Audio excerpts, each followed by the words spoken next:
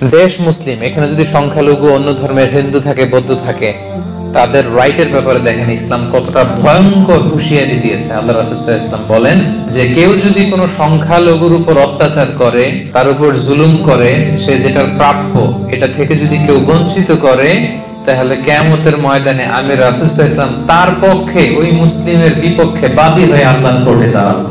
আপনি নামাজ পড়তে পড়তে কপালে দাগ ফেলাই দিয়েছেন, দাড়ি রাখতে রাখতে এত লম্বা জুব্বা, এরপরে হিন্দুদের বাড়ি দখল করতেছেন আর বলতেছেন আপনি বড় হাজী সাহেব। আল্লাহ রাসূল সাল্লাল্লাহু আলাইহি ওয়াসাল্লাম বলেন কিয়ামতের দিন আল্লাহ রাসূল ওই হিন্দুর পক্ষে থাকবে, আপনার বিপক্ষে।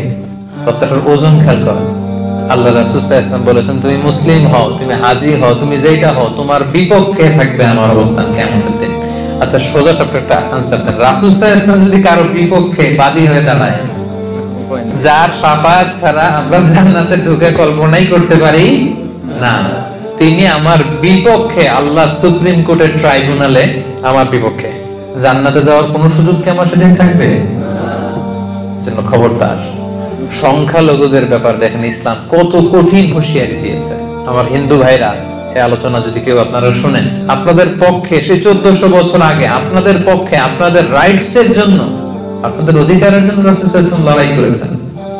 স্পষ্ট ঘোষণা, সংখ্যালঘুদেরকে আক্রমণ করলে, এদের উপর অত্যাচার করলে, জুলুম করলে, এদের প্রাপ্য অধিকার থেকে বঞ্চিত করলে, আমি নবী কিয়ামতের দিন সংখ্যালঘুর পক্ষে দাঁড়াবো, তার বিপক্ষে দাঁড়াবো।